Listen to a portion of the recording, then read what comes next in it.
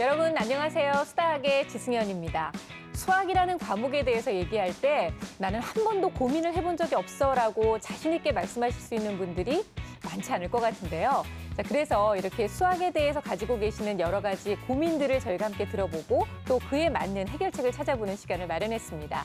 속 시원한 해답을 주기 위해서 세 분의 전문가를 모셨는데요. 한 분 한 분 소개해드리도록 하겠습니다. 먼저 보기만 해도 일단 믿음이 가고요. 많은 어머님들께서 꼭 한번 상담 받아보고 싶다라고 얘기하시는 학습 전문가시죠. 민성원 소장님 모셨습니다. 어서 오세요, 소장님. 네, 안녕하세요. 반갑습니다. 네, 많은 분들이 알고 계시지만 그래도 자기소개 좀 부탁드려도 될까요? 제 소개라고 하면 공부 잘하게 만드는 거, 대학 잘 가게 하는 법을 가르치는 사람인데요. 공부를 못한다는 애들의 대부분이 수학을 못하는 거고, 대학을 갈래도 수학을 잘해야 대학을 가고, 저는 학부모님들께서 이 방송을 들은 다음에 바로 적용할 수 있는 그런 얘기들을 오늘 좀 하도록 하겠습니다. 네, 많이 기대하고 있겠습니다. 네. 자, 그리고 이번에는요, 교육의 현장에 계시는 선생님 한 분을 모셨습니다. 아마 아이들에 관련된 생생한 얘기를 가장 많이 전해주실 수 있을 것 같은데요. 현직 수석 교사세요. 이정주 선생님, 어서 오세요, 선생님. 반갑습니다. 저도 전문가라는 어마어마한 타이틀에는 가슴이 떨리는데요. 28년 동안 우리 아이들하고 이야기하고 아이들 이야기를 들어주고 또 수학 때문에 아파본 경험이 있는 엄마로서 네. 오늘 즐겁게 참여하려고 왔습니다. 감사합니다. 더욱더 공감이 됩니다. 같은 엄마의 입장에서 또 얘기를 해주신다고 하니까 더 많은 기대가 되는데요. 자, 이번에는요. 역시 또 수학과 관련된 이론적인 접근이 필요할 것 같아서 수학 전문가 한 분을 모셨습니다. 고호경 교수님, 어서 오세요. 교수님 반갑습니다. 네, 안녕하세요. 고호경입니다. 저는 수학 교과 분야에 관련돼서 우리 아이들이 수학에 대해서 가지고 있는 그 마음의 어려움을 조금이라도 좀 풀어주고 그리고 우리 어머님들께도 좀 더 비전을 가지고 우리 아이들을 지도할 수 있도록 최선의 노력을 다 기울이겠습니다. 네, 감사합니다. 세 분과 함께 얘기를 하다 보면 어느새 이 수학과 관련된 고민들이 많이 정리가 될 것 같고요. 수학을 어렵다고만 느끼지 않고 좀 더 가깝게 느낄 수 있겠다라는 생각을 좀 갖게 되는데 우리 시청자분들도 마찬가지실 것 같아요. 저희가 수학을 진행하면서 사실은 이제 전문가분들의 얘기를 많이 들어왔는데 이번에는 실제로 공부하는 아이들은 어떤 느낌일까라는 생각이 좀 많이 들어서 이 아이들의 생각을 들어보기 위해서 직접 초등학교를 찾아가 봤습니다. 초등학생들이 저희가 전달해준 설문지를 정말 고사리 같은 손으로 한자 한자 눌러가면서 답변을 해줬는데요. 아이들의 이야기를 통해서 저희가 분석을 해서 이 얘기를 오늘 나눠보도록 하도록 하겠습니다. 자, 그렇다면 오늘 수다학의 주제 먼저 공개해드리도록 하겠습니다.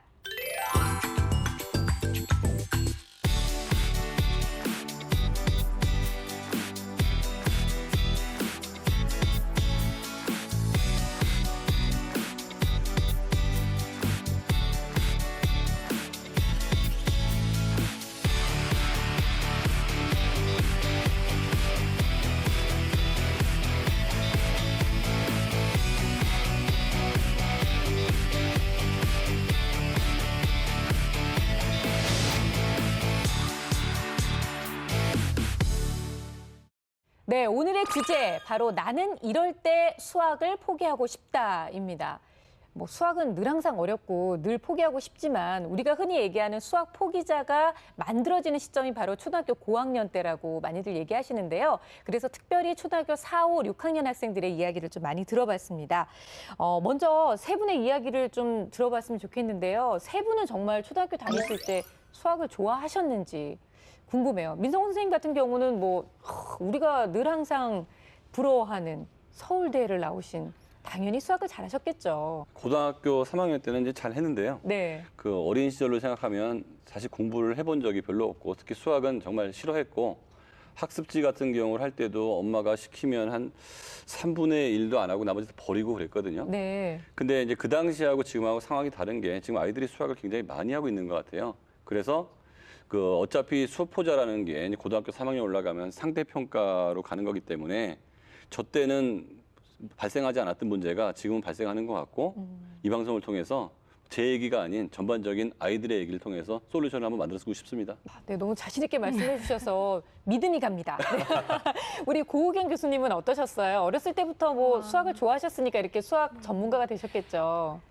특별히 싫어했던 기억은 없는데요. 그런데 이제 저희가 공부할 때는 아무래도 좀 절차적인 그런 접근이 좀 많았고, 요즘에는 사실 수학 교육의 방식이나 뭐 목표 같은 게 바뀌었잖아요. 네. 아이들이 뭐 과정을 알게 한다거나 다양한 뭐 생각을 하게 한다거나 뭐 아무튼 이런 쪽으로 굉장히 방향이 바뀌었기 때문에 제가 좋아했던 안 좋아했던 그런 거하고는 요즘 좀 다른 것 같고, 요즘 바뀐 그런 수학 교육의 트렌드에 맞춰서 우리 아이들이 어떻게 수학을 잘하고 좋아하게 해야 되나, 그게 더 문제일 것 같습니다. 네.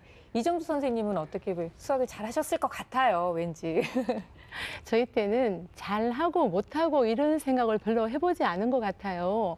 그냥 비교하지 않고 공부하고 또 선생님하고 함께하는 과정을 굉장히 즐겁게 했는데, 요즘 아이들을 보면은 저희 때보다 굉장히 여러 가지 학습 도구도 많아지고 화려한 교육, 네. 말하자면 서포트해주는 그런 또 많은데도 불구하고 제가 가장 슬프지만 또 많이 사용하는 단어 수포자이죠. 저는 적어도 초등학교에서는 수포라는 얘기는 안 했으면 좋은데 사실은 수학을 어려워하는 아이들이 있는 현실이라 네. 저는 그냥 즐겁게 수학을 배웠던 사람으로서 좀 안타깝게 생각하고 있습니다. 제가 앞서서도 초등학교 4, 5, 6학년 요 시점에 수포자로 이렇게 바뀌는 아이들이 많다고 잠깐 언급을 했는데요. 아이들이 공부하는 것을 즐겨야 할 그 나이 때에 어렵다, 불안하다 이런 얘기를 한다는 것 자체가 일단은 좀 참 불행이라는 생각이 들고요. 저희가 이제 설문조사를 진행하면서 100명 중에 80명이 수학 진짜 하기 싫었던 적이 있다라고 대답을 했다고 그래요. 그 이유를 저희가 직접 물어봐서 1위부터 5위까지 뽑아봤습니다. 지금부터 하나하나 저희가 짚어보면서 그에 맞는 또 해결책도 함께 또 그 고민에 대해서 공감해보는 시간을 가질 텐데요. 자, 먼저 5위부터 만나보겠습니다. 네, 5위. 내용이 지루하고 재미없을 때. 뭐 두말할 필요도 없을 것 같네요. 우리가 뭐 어떤 거든지 내용이 재미없고 지루하면 졸잖아요. 뭐 그런 거랑 같은 맥락이라고 볼 수 있을 텐데. 이정수 선생님, 실제로 아이들이 재미없어요, 지루해요 이렇게 얘기를 하나요? 수업 시간에? 네, 그런 얘기를 많이 해요. 그렇죠. 아이들은 만나는 동기, 이게 뭐지 하는 그 호기심 그 단계만 지나면 재미가 없다고 하는 거예요. 사실 우리가 생각하는 재미는 호기심 단계를 넘어서 본인이 빠져 보아서 어느 정도 시간을 견디고 해결하는 그 성취를 가졌을 때가 재미인데 우리 아이들이 너무 빨리빨리 하는 것, 네. 너무 즉답을 찾는 그런 훈련에 익숙해지다 보니까 이 재미있을 때까지의 시간을 견디는 힘이 부족한 게 아닌가. 네. 일선에서 그런 얘기는 많이 듣습니다. 그러니까 너무 그냥 빨리빨리 모든 정답을 알고 네. 싶은데 그 기간까지 못 기다린다고 이제 보시는 네네. 건데요. 그러면 교수님 보시기에 아이들이 이렇게 지루하고 재미없다고 느끼는 데는 어떤 특별한 원인이 있을까요? 예를 들어서 제가 전에 초등학교 학생들, 그 6학년을 포함한 학생들한테 너희들이 어떻게 하면 수학을 조금 더 재미있고 잘할 수 있을 것 같니? 라고 질문을 했더니 많은 수의 학생들이 수업 시간에 조금 더 이렇게 신났으면 좋겠어요. 뭐 게임 같은 수학도 하고, 뭐 교구나 이런 걸 이용해서 활동도 하고, 몸을 좀 많이 움직이는 그런 시간이 주어졌으면 좋겠어요. 이런 얘기를 하더라고요. 네. 그러니까 우리 아이들이, 초등학교 아이들한테는 책상 앞에 딱 앉아서 정말 연필과 종이만 가지고 문제만 풀어라, 그런 상황이 힘들 수도 있는 거죠. 지루하고 재미없다는 게 이제 지루하다는 거는 반복성이 강한 거고 재미없다는 거는 왜 해야 되는지 모를 때 재미없는 거거든요. 반복적인 거는 다 싫어한다는 거예요. 그러니까 연산을 계속 하고 있어야 되는데 속도도 정확히 빨라야 되고 네. 이제 답도 정확해야지 나중에 고차원적인 수학 문제를 풀 때도 사실은 A라는 답을 만들 때 한 번에 답이 안 나오기 때문에 이렇게 보고 저렇게 해서 답이 나오는데 그쵸. 근데 아이들은 나중에는 보이지 않고 지금 단순한 연산을 반복하는 이게 굉장히 지루할 거고 그다음에 내가 왜 해야 되는지 모르는 그 수학을 재미없어 하는 건 당연한 거기 때문에 이것들이 이 아이한테 어떤 느낌을 줄 수 있는 건지 왜 필요한지에 대해서 조금씩 더 알려준다 그러면 네. 아 이거는 극복해 나가야 되는 거나 이런 생각이 들 것 같습니다.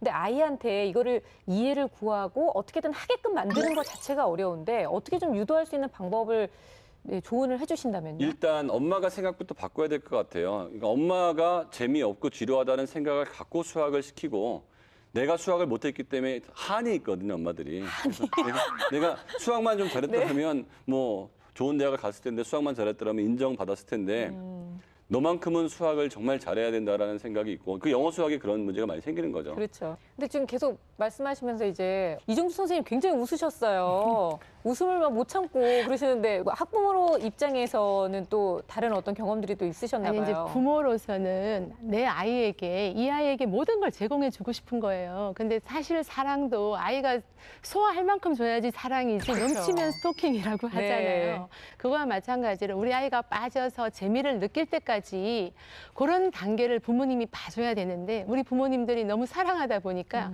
생략하시고 싶은 거예요. 그렇다 보니까 아이들이 이렇게 깊이 생각하고 정말 수학이 필요한 사고하는 방법에 대해서 그런 훈련을 충분히 못 가졌기 때문에 이 재미의 깊이를 모르는 게 아닌가. 그런데 무조건 참아라, 인내하라 뭐 이렇게 해서 지금 될 거는 아닌 것 같고요, 상황이. 어쨌든 아이들이 뭐 좀 관심을 갖고 흥미를 가지고 그다음에 그 어려운 과정을 함께 이렇게 좀 겪어나갈 수 있도록 이런 여러 가지 방법들이 총동원돼야 될 것 같아요. 참 이게 영원히 바뀌지 않을 것 같아요. 지루하고 재미가 없기는 없는데 이걸 이제 인정하고 가야 된다는 말씀인 것 같아요. 재미없고 자. 지루해라고. 거기에 대해서 그걸 이제 솔루션을 줘야 되니까. 제가 네. 그러면 일단 재미라는 것은 그 수학을 왜 해야 되는지에 대한 저는 초등학교 학생이라면 굉장히 많은 영역이 있거든요. 그 카드 게임일 수도 있고 윷놀이일 수도 있고 다 수학이란 말이에요. 그래서 수학 이외에 다른 것들을 많이 알려줌으로 인해서 아, 이 수학을 잘했더니 이런 게 재밌어지는구나 라는 걸 느끼기 시작을 하면 수학을 최소한 왜 해야 되는지에 대한 판단이 쓰고 네. 여기서 배웠던 것들을 응용할 수 있는 힘이 생기겠죠.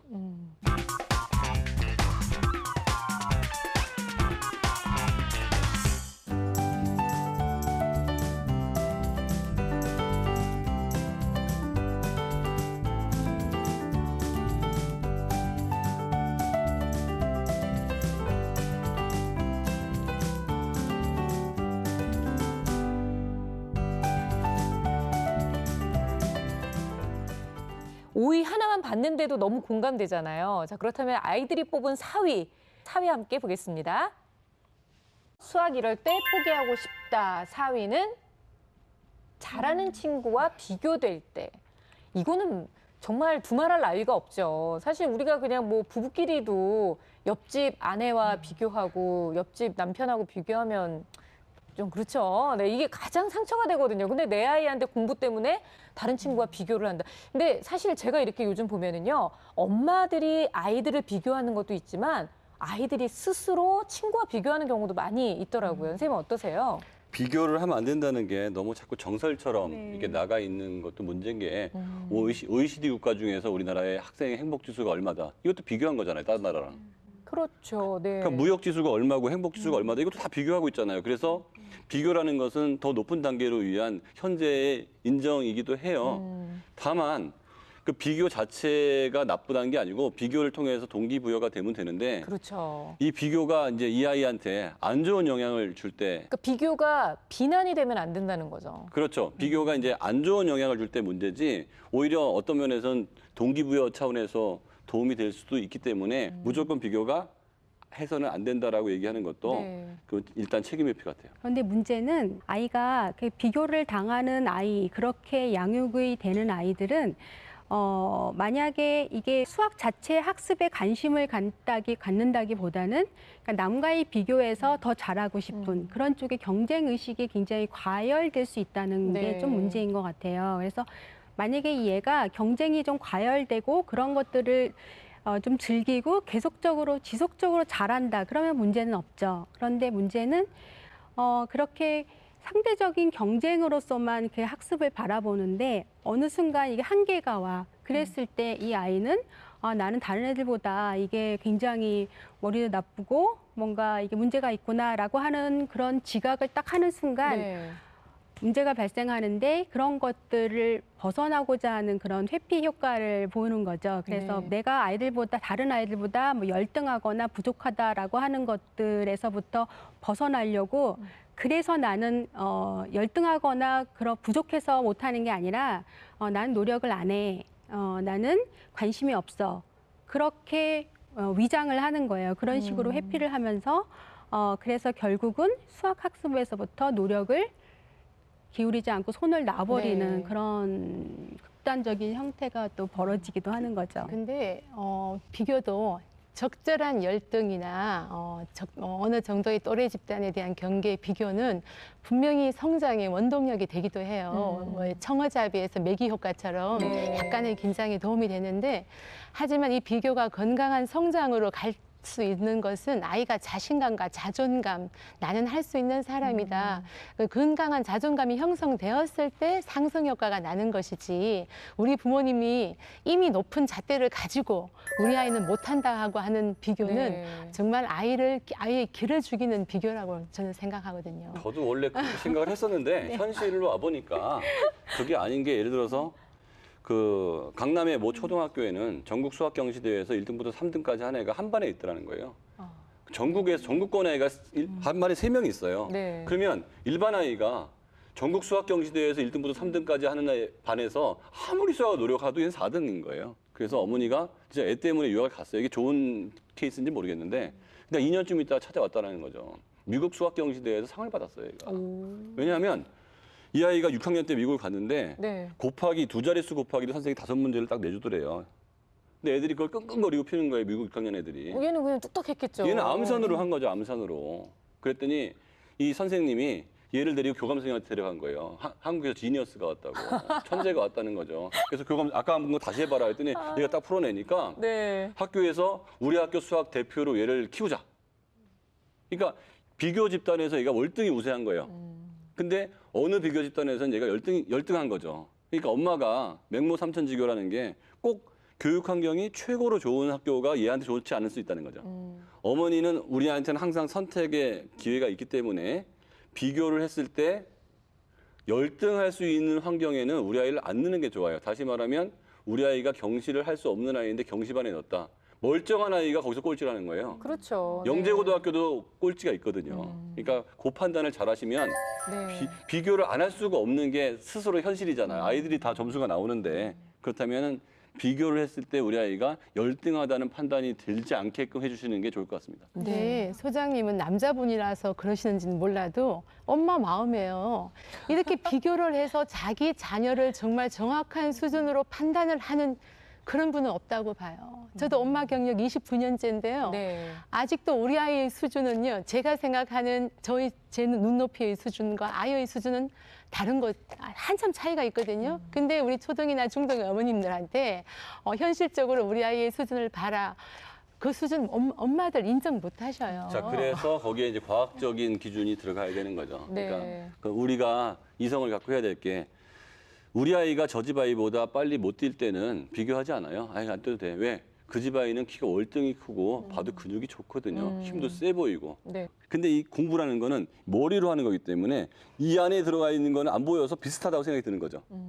그래서 너도 할 수 있다는데 그게 아니라는 거죠. 물론 머리가 이렇게 선천적으로 그런 지능이 분명히 초기에 굉장히 큰 영향을 주는 건 맞아요. 네. 그러나 그래도 노력에 의해서 우리가 아이들이 성장할 수 있는 부분이 굉장히 또 그 큰 부분이기 때문에 어떤 아이도 정확한 진단이란 있을 수가 없어요. 그렇기 때문에 물론 그런 진단의 노력은 하고 우리 아이의 특성을 끊임없이 파악하려는 노력은 하겠지만, 그래도 우리 아이가 이렇게 노력하고 또 적절한 우리가 아이에게 처치를 주면 굉장히 진보되고 향상될 것이다라고 하는 믿음은 네. 그렇죠. 끝내 놓지 네. 말아야 될 것 같아요. 21세기의 그 발달 심리학을 보면 약 50%의 지능은 유전이요, 50%는 개발의 여지가 있다고 그래요. 네. 근데 노력을 한다고 잘할 수 있는 게 아닌 것 같아요. 너무 아파요, 선생님. 그런 말. 그게 왜냐하면 그게 이제 쌍둥이 실험에서 많이 나오는 건데, 쌍둥이가 교육 환경이 좋은 집에 갔을 때와 교육 환경이 안 좋은 집에 갔을 때 타고난 지능이 거의 유사했을 거라는 판단하에 한 10년이 지나고 나왔더니 지능 포인트가 15포인트 이상 차이가 나더라는 거죠. 즉 어떤 환경을 통하느냐에 따라서 지능이 개발되는데, 중요한 거는 우리 아이의 강점 지능과 약점 지능이 뭔지를 알고서 처치가 들어가야 되는 거예요. 네. 그러니까 강점 지능은 다소 강하게 해도 되는데, 만약에 약점 지능이라고 생각된다면 거기서는 그 좀 덜 어려운 수준으로 양을 많이 하면 그게 올라갈 수가 있다는 거죠. 네. 어쨌든 중요한 건 그거예요. 비교는 아이를 병들게 한다. 그렇죠. 그리고 엄마도 병든다. 엄마 마음이 편할 리가 없죠. 그렇죠. 네, 무턱대는 비교를 통해서 내 아이의 자존감을 낮추는 것보다는 오히려 아까 민 소장님 말씀하신 것처럼 비교를 안 당하는 환경을 만들어줘서 내 아이가 자존감을 좀 가질 수 있도록 회복할 수 있도록 도와주는 게 참 많은 도움이 되겠구나. 그리고 일단 아이들이 비교되는 게 싫어요라고 이렇게 사위로 얘기할 정도였으면 이런 얘기는 저희가 좀 귀담아 들어야 될 것 같다는 생각이 듭니다.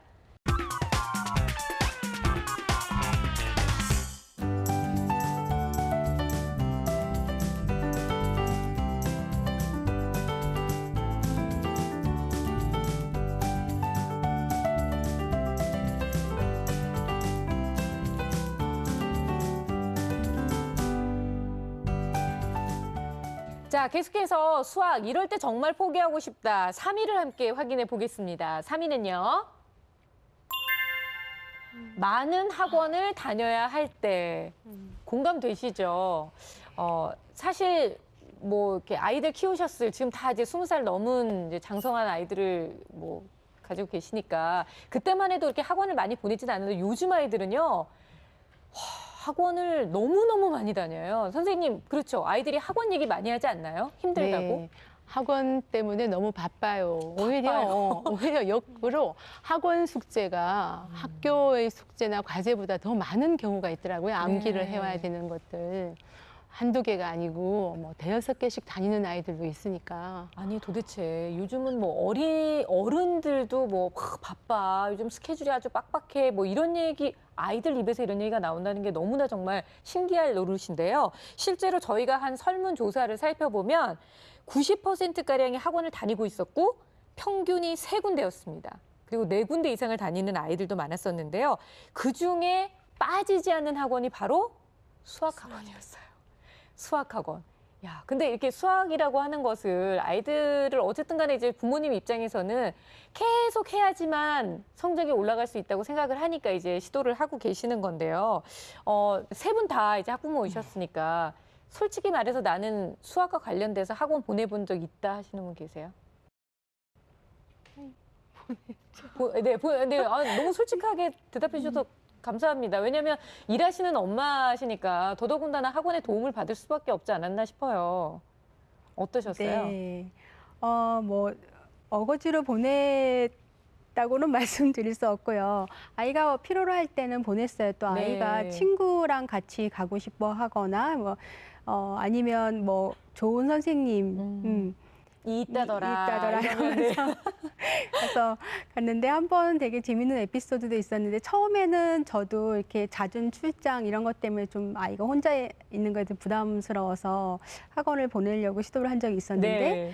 제가 이렇게 장기 출장을 갔다 왔더니 아이가 그 다음 날로 등록해 놓은 다음 날로 이렇게 학원비를 환불해서 식탁 위에다 올려놨더라고요. 어머. 그래서 어떻게 된 거냐 했더니 아이가 학원에서 못해서 맞았대나 혼났대나 뭐 그렇대요. 그래서 못하면 서러운 건 자기인데 왜 자기를 혼내냐고. 네. 그래서 바로 다음 날로 환불해서 갖다 놨다고 하더라고요. 그래서 그 이후로는 제가 반성을 하고 아이가 꼭 필요로 해서 원할 때만 보내는 걸로 방침을 바꿨습니다. 네. 거기도 좀 약간 그 조심할 점이 있는 게 아이들이 학교 끝나고 나면 사실은 사이버 공간 아니면 현실적으로 누구를 만날 수 있는 방법이 없어요. 놀이터에 애들이 다 없어요. 학원을 가니까. 그러니까 안 그러면 혼자밖에 있을 수 없기 때문에 아이들이 필요하다고 하는 것도 엄마 입장에서 보면 잘 생각해야 되는 게 걔가 뭘 필요성을 느끼겠어요. 그러니까 거기 가면 친구가 있고 네. 그다음에 나는 영어를 못하는데 제가 영어를 하니까 나도 좀 해야 되는 거 아닌가 이런 생각도 좀 들고 그렇죠. 그래서 학원은 이 아이의 체력과 시간에 안배해서 필요한 것과 안 필요한 걸 나눠서 끊고 새 걸 끊어야 되는데 그러니까 그만두고 새 거를 시작해야 되는데 네. 아이들이 거기에 있는 친구와 인간관계, 선생님과 인간관계 이런 것들이 엮여 있어서 그만두지 못하고 새 거가 계속 늘어나는 거죠. 그러니까 아이가 학원 다니는 거를 좋아해서 엄마는 보냈다는 말을 하는데 그 말이 맞긴 맞을 거예요. 그거는 밥상에 이만큼 음식이 있는데 다 맛있어 먹었더니 살이 쪘더라고 비슷한 거죠.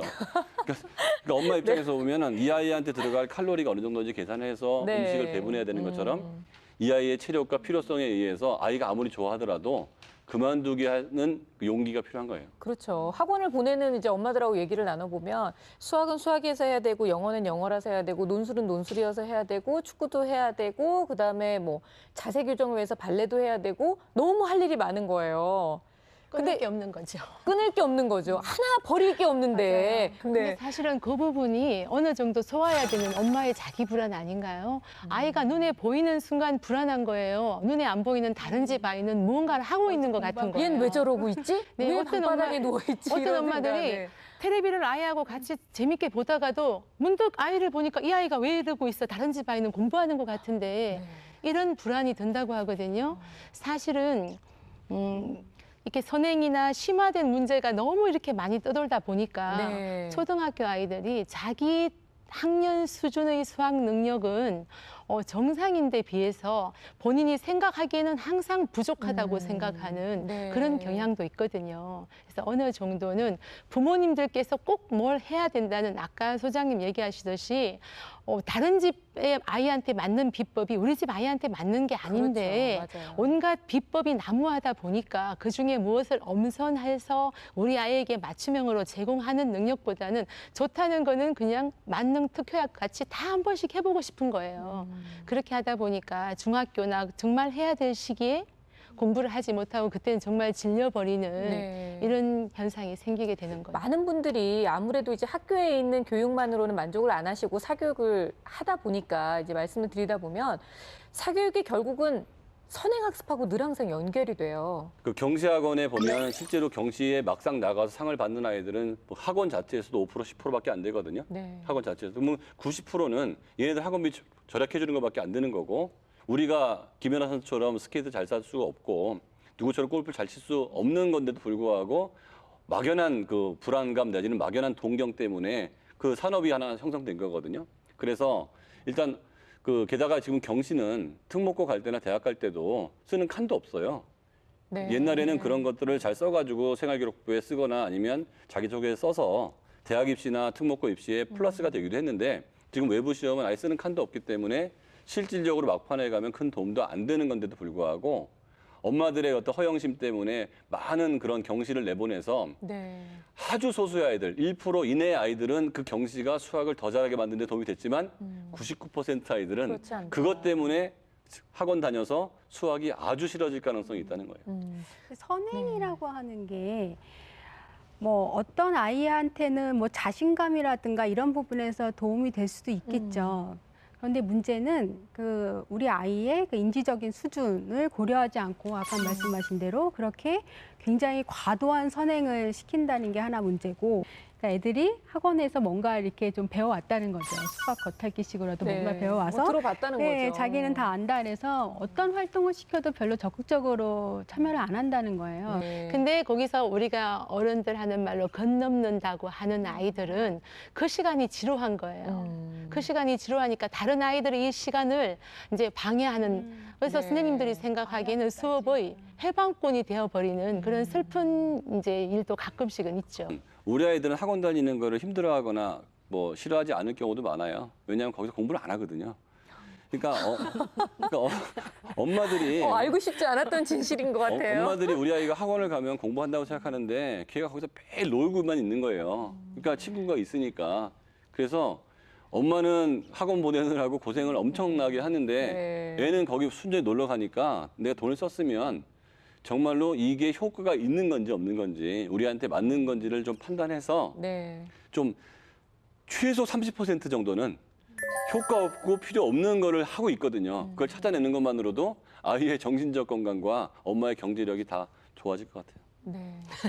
참 냉정하지만, 네, 냉정한 얘기 현실입니다, 같으시겠지만 이게 현실일 수도 있을 것 같아요. 정말 결국 돈은 돈대로 쓰고 고생은 고생대로 하고 애들은 애들대로 잡고 이게 무슨 일인가 싶기도 해요. 그냥 뭐 몇 개 학원을 다니느냐가 중요한 게 아니라 내 아이에게 꼭 필요하고 내 아이의 수준에 잘 맞는 학원인지 한번 심각하게 고려를 해보시고 하시면 참 좋겠다는 생각이 듭니다.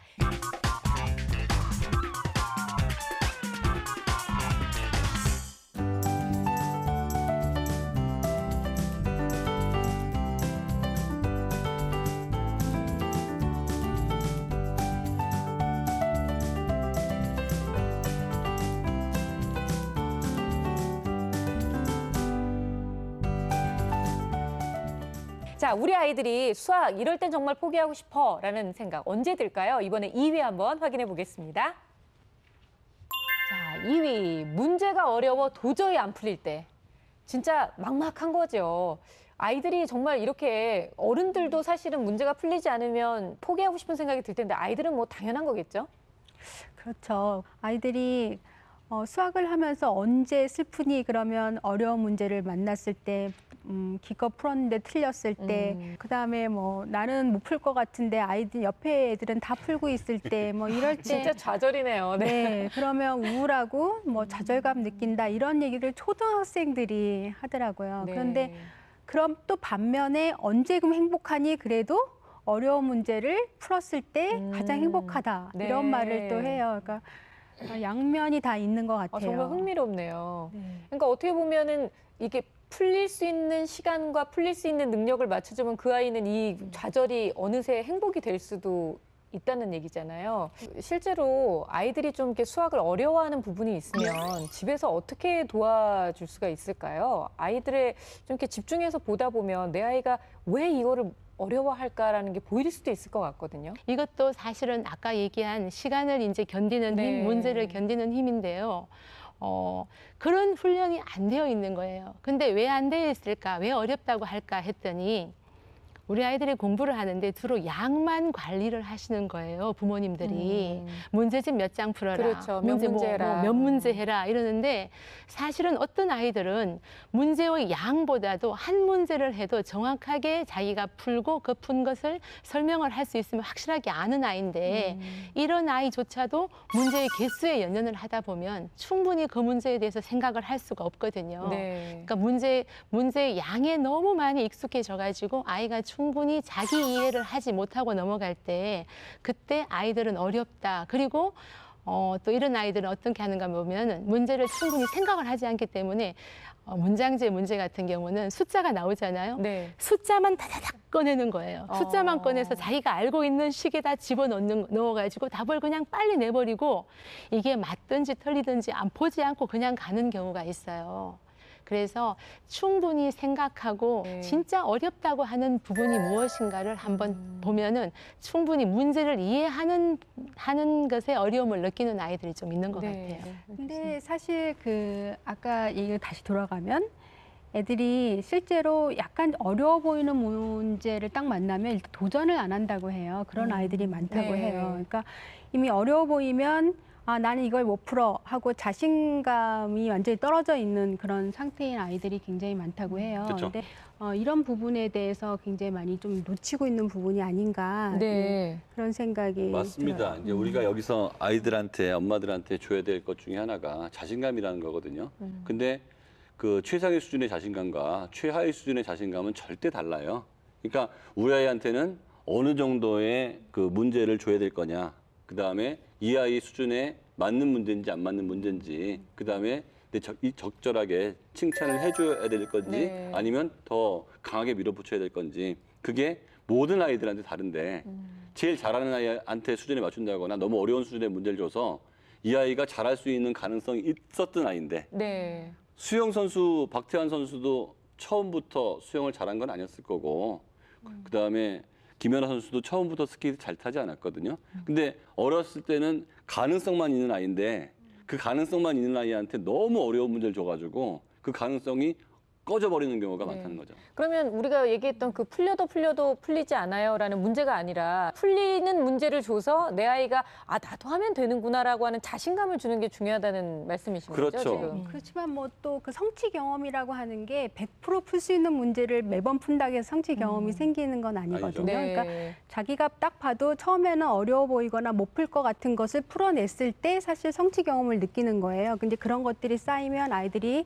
더 자신감을 가지고 어려운 문제에 더 적극적으로 도전하겠죠. 그래서 너무 애들이 다 풀 수 있는 문항을 줘서도 안 되고 네. 그렇다고 전혀 못 푸는 문제를 또 줘서도 안 되고 보통은 풀 가능성이 한 50% 정도 되는 문항을 줘라 뭐 이런 말들을 해요. 물론 아이들에 따라 좀 다르긴 하겠지만 근데 아이의 견디는 힘은 사실은 엄마의 견디는 힘하고도 비례하는 것 맞아요. 같아요. 네. 이렇게 우리 아이가 이제 뭐 점심 때 먹을 걸 저녁까지 기다려라. 사실은 그게 옳아요. 부모님도 알고 있으실 거예요. 네. 문제집이나 학원도. 근데 맞아요. 사실은 부모님이 더 못 견뎌서 항복하는 경우가 많거든요. 그래서 이 아이의 견디는 힘을 기른 자면은 부모님도 안타까움을 그죠? 견뎌야 될 것 같아요. 그러니까 제가 요새 이제 운동을 많이 하기 때문에 이제 근육도 키우고 하는데 네. 예를 들어서 제가 처음에 벤치프레스를 20kg로 들다가 요새 90kg를 들거든요. 근데 20kg를 들 수 있는 사람한테 25kg를 들 때까지는 시간이 필요한 거죠. 그렇죠. 40kg 들어갈 때까지 필요한 거고. 근데 누가 90kg를 든다고 20kg 들 사람한테 90kg를 주면 죽는 거예요, 이게 눌려서. 그렇죠. 그런데 어려운 문제 수준도 점차 늘리기 시작하면 지금은 굉장히 어려웠던 문제였는데 네. 그 당시에는 좀 지나고 나면 아주 단순한 문제일 수도 있는 거죠. 그런데 정말 선생님이 말씀하신 것처럼 즉답이 나오는 문제를 자꾸 주면 수학이 또 재미없어지고 능력이 안 크거든요. 그래서 끙끙거렸을 때 풀 수 있는 문제 수준이 어딘지 좀 최근에 수학 교재는 레벨별로 굉장히 여러 수준의 교재가 있어요. 우리 아이는 어느 정도의 참고서를 택하는 게 얘한테 맞는 건지 네. 그거는 아이가 풀고 났을 때 표정을 보면 많이 알 수 있거든요. 수학 그 문제 풀었을 때 뭐 잘난 척을 하거나 기뻐하면 쉬운 거예요. 조금 더 어려운 걸 줘보는 거죠. 네. 그래서 끙끙끙끙 풀었을 때 드디어 해냈다 이 정도 느낌이 나오는 참고서를 보면 그 책의 시리즈로 가는 게 제일 적당한 것 같습니다. 네. 그런 거를 알려주는 전문가가 집에 살았으면 좋겠네요. 엄마가 내 눈치를 보면 안 돼요, 눈치를. 아, 엄마가 아니, 할 수 있을까요? 관찰을 하면 애가 너무너무 착착착착 장이 넘어간다. 저거 쉬운 거죠. 네. 근데 1시간을 두고도 못 넘어간다. 저건 또 쟤한테 안 맞는 거죠. 일단 자기 엄마의 아이를 그러면 역할은 관찰. 일단 관찰하는 거예요. 네. 눈치, 인내. 화내거나 대신 풀어주거나 하는 게 아니고. 네. 관찰하는 거. 그렇죠, 네. 그거예요. 맞아요. 아, 굉장히 좋은 말씀이세요, 진짜. 오랜만에 의견 일치가. 오랜만에 오랜만입니다. 아, 네, 정말 오랜만에 세 분이서 아주 훈훈하게 마무리가 됐는데요. 역시 아이의 공부, 뭐 아이를 이렇게 성장시키는 데 있어서는 부모의 역할이 중요하구나 다시 한번 느끼게 되고요. 엄마의 인내와 관찰이 참 많이 필요하구나 다시 한번 또 절감을 하게 됩니다.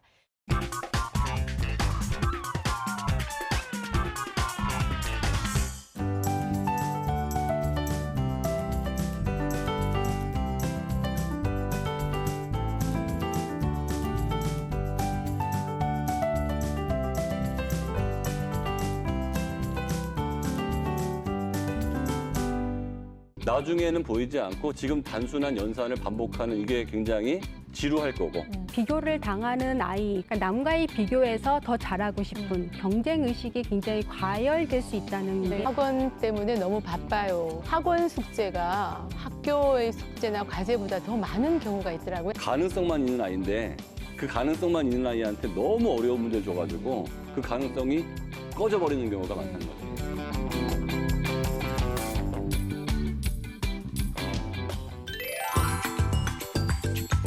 정말 아이들이 수학을 좀 좋아하게 좀 만들어줬으면 좋겠다는 바람으로 저희가 준비한 시간이잖아요. 수학, 이럴 때 정말 포기하고 싶다. 우리 아이들이 생각하는 가장 수학을 포기하고 싶은 그 순간은 어떤 순간이었는지 1위 함께 만나보겠습니다. 엄마의 잔소리가 심해질 때. 야, 아까 우리 교수님께서 뭐 아이들이 수학을 어려워하는 부분 얘기하시면서 세 가지 요인 말씀하셨을 때 부모 요인을 그러네요. 얼핏 언급하셔서 제가 부모 요인이요? 왜요? 저희가 어째서요? 뭐 이렇게 여쭤보고 싶었는데 바로 나왔네요. 엄마의 잔소리. 아이들이 실제로 엄마 때문에 막 공부하기 싫어요. 뭐 이런 얘기들 많이 하죠, 선생님. 저학년에는 가장 부모 요인이 크잖아요. 부모, 엄마 때문에 선생님 이거 뭐 시험 잘하고 뭐 잘했으면 우리 엄마가 뭐 해준대요. 우리 아빠가 뭘 해준대요. 그게 부모 요인이 동기 요인이 되거든요. 네. 근데 이게 앞에서도 얘기했지만은 3학년, 4학년 올라가면서 조금 자존감과 자아가 이제 생기기 시작하면 사실은 엄마들의 이런 얘기도 간섭으로 받아들이잖아요. 사실 잔소리하는 엄마를 생각을 해보면 뭐 제 뭐 경험을 비추어 생각을 한다고 하더라도 예를 들어서 너 왜 수학에 흥미가 없니? 너 왜 수학을 좋아하지 않니? 이렇게 잔소리는 안 할 것 같아요. 그렇죠, 안 하죠. 너 공부한 거 맞아? 왜 공부했는데 결과가 이 모양이야? 뭐 이런 식의 약간 결과 지향적인 그런 잔소리를 할 것 같거든요. 그런 좋은 것도 다 잔소리예요. 좋은 것도. 왜냐하면 사람들이 잔소리라고 얘기하면 그 기분 나쁘게 얘기하는 것만 잔소리라고 생각하는데 네. 입장을 딱 바꿔서 이런 건 잔소리 아닌 것 같죠. 이번 시험 못 봤는데 최선을 다하면 다음 시험 잘 볼 수 있을 거야. 이거 엄청난 잔소리예요. 더 이거 짜증나죠. 엄마들이 네. 이거를 잔소리다가 아니라고 생각하는데 입장을 딱 바꿔 생각할게요. 내가 만약에 이제 음식 설거지를 잘 했어요. 근데 고춧가루 몇 개하고 밥풀떼기가 몇 개 접시에 붙어 있는 거예요. 어떻게 몇 개씩이나 붙어 있을 수 한두 개가 있어요. 붙어 있을 수 있다고 잘 안 시켜서 그러면 시어머니가 오셔가지고 너 최선을 다해서 닦으면 다음번에는 네 개인데 2개로 줄일 수 있을 거야. 그러면 이게 잔소리지 그게 칭찬이 아니란 말이에요. 그러니까 더 엄마들이 기분 나쁜데요, 은근히. 그렇죠. 그러니까 예를 들어서 남편한테 너 당신도 최선을 다하면 이번에 승진할 수 있어. 이게 잔소리가 아닌 것 같은데 그게 잔소리라는 거죠. 일단 애가 뭐가 안 됐을 때 하는 말은 거의 다 잔소리예요. 네, 그러면 그렇네요. 제가 어머니들한테 얘 영어 공부 좀 많이 시키세요. 수학 공부 좀 많이 시키세요 하면 엄마들은 진짜 수학 공부하고 영어 공부를 시켜야 되는데 네. 뭐라고 하냐면 문제 풀었니? 풀었니? 공부했어? 시험 준비 다 돼가? 네. 이거 계속 하는 거죠. 혼잣말로. 근데 애는 알았어 이런다고죠. 둘의 대화에서 개선점이 하나도 안 나오는 거예요. 그러면 어떻게 해야 되냐면 차라리 학습지를 풀려야겠다. 네. 라면 먹으면 자, 지금부터 20분 있다가 내가 검사할 테니까 풀어와. 이건 잔소리가 아니에요. 시킨 거예요, 진짜로. 그렇네요. 근데 너 학습지는 좀 해. 그리고 딴짓해요. 했냐? 그리고 딴짓해요. 전혀 액션 없이 아이는 또 알았어. 관계만 안 좋은 식으로 가는 게 네. 실제로 잔소리고 이런 부부간이나 직장에서 상사나 밑에나 내가 하는 것 때문에 이 아이가 개선 효과가 실질적으로 있게 하면 그건 성취 경험이 생기거든요. 네. 그런데 혼자 넋두리 하듯이 계속 얘기하는 거는 그 사람하고 있는 시간만 없애버리는 경우가 많죠. 아까 말씀하신 것처럼 네. 시간 미션과 양의 미션을 제공하고 네. 일단은 기다려줘야 되는데 저희 아이들이 제가 다른 설문을 했는데 우리 엄마는 내가 하려고 했는데 하려고 하면? 하려고 하면 나는 분명히 할 수 있는데 어느 정도까지 시간을 주면 근데 엄마가 그걸 못 견뎌. 너 했니? 다 했어? 하긴 해. 막 자꾸 엄마가 그 시간까지 촉박하게 하고 네. 아침에 깨우는 것도 하루 한두 번 늦으면 그 지각하면 다음엔 안 하거든요. 네. 근데 이제 부모님이 더 막 안달을 하다 보니까 자꾸 잔소리의 양만 이제 많아지면 아이의 잔소리나 이런 간섭에 대한 면역력만 키워져서 그렇죠. 근데 부모님이 절대로 아이한테 못 이겨요. 그냥 귓등으로만 듣게 되는 왜냐하면 상황을 유전자가 만드는 거죠. 얘는 더 개선된 유전자이기 때문에 우리 부모님들은 아이를 못 이겨요. 아이는 부모님 고집 부리면 아이도 고집이 더 있거든요. 그러니까 지켜봐주고 미션을 제공해주면 그 순간까지는 기다려주고 이런 이제 부모들의 훈련도 필요한 것 같아요. 이게 저희는 이제 해줘야 된다는 게 뭐 다른 게 아니라 지원의 문제가 아니라 참아주는 거 뭐 이런 건데 이제 마지막 항목에서 엄마가 잔소리를 안 하려면 사실 이제 엄마가 더 인내하고 더 마인드 컨트롤을 해야 되는 거잖아요. 교수님 그 부모의 마인드 컨트롤 어떻게 하면 할 수 있는지 그 팁을 좀 주실 수 있을까요? 아까 그 팁은 수장님이 다 말씀하실 것 같아요. 정말 아이를 믿고 아이의 선택권을 존중하고 네. 학습에 관한 한 좀 인내하고 아이를 지켜봐주고 물론 적절한 동기 유발을 위한 뭔가 행위를 뭐 전혀 하지 말아라 뭐 그런 건 아니지만 그래도 인내하고 믿어주고 아이의 선택권을 존중해주는 게 길이 아닐까 하는 생각이 아니 들어요. 막 순간적으로 욱하는 거를 참을 수 있는 뭐 그런 방법은 좀 없나요? 없을까요? 그럼 뭐 이런 방법을 엄마가 한번 해보는 거 어떨까요? 그러니까 예를 들어서 그 교사의 전문성 신장을 시키는 방법 중에 하나가 그 관찰 카메라. 그러니까 네. 자기의 수업을 자기가 찍어서 그 장면을 보면서 그 반성적 성찰을 하는 그런 기법이 있거든요. 그것처럼 엄마도 아이와의 대화를 이렇게 찍어서 그걸 같이 보면서 이렇게 그런 걸 가지고 말하는 네. 그런 방식이나 태도 같은 것들을 좀 이렇게 수정해 보는 것도 레이건 대통령이 얘기했나요? Trust but verify. 믿지만 조사해봐야겠다. 그러니까 다시 말하면 역시 아이를 믿지 말라는 얘기가 아니고요. 얘는 믿지만 그래도 100% 믿어서는 안 된다는 거죠.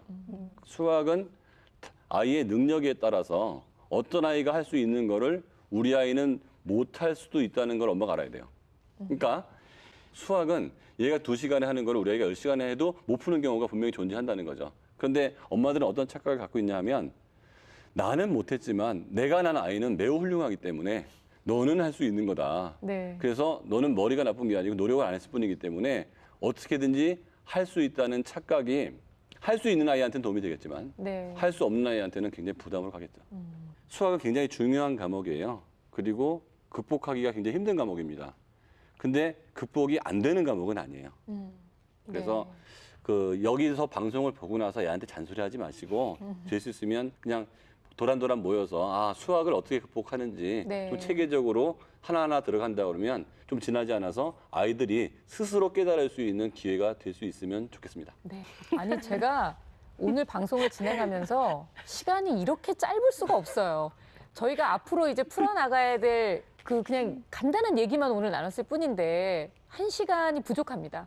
그래서 이 세 분의 선생님과 앞으로 나눠야 될 얘기들에 더욱더 기대가 많이 되는데요. 오늘 세 분 선생님 말씀 나눠주셔서 너무 감사하고요. 우리 다음 주에 또 뵙도록 하겠습니다. 오늘 기대 이상이셨어요. 감사합니다. 감사합니다. 세 분 고맙습니다. 되셨어요? 아, 제가 오늘 정말로 많은 말들이 오갔지만 그중에서 마음속에 딱 하나 담고 가야 되겠다라고 생각한 말씀이 있어요. 다름이 아니고 부모가 아이에게 동기의 요인이 돼줘야 되는데 포기의 요인이 되어서는 안 되겠다라고 말씀하신 이정주 선생님의 말씀을 오늘 저희 보신 모든 시청자분들께서 꼭 기억해 주셨으면 좋겠습니다. 부모가 내 아이에게 공부를 할 수 있도록 동기를 부여해주고 믿어주고 그리고 이끌어주고 내 아이가 저렇게 열심히 하고 있는데 기운을 좀 북돋아 줬으면 하는 바람을 다시 한번 가져보게 됩니다. 자, 저희 수다학은요 다음 주에도 여러분들의 많은 고민거리 그리고 그에 해당하는 해결책을 가지고 다시 찾아오도록 하겠습니다. 감사합니다.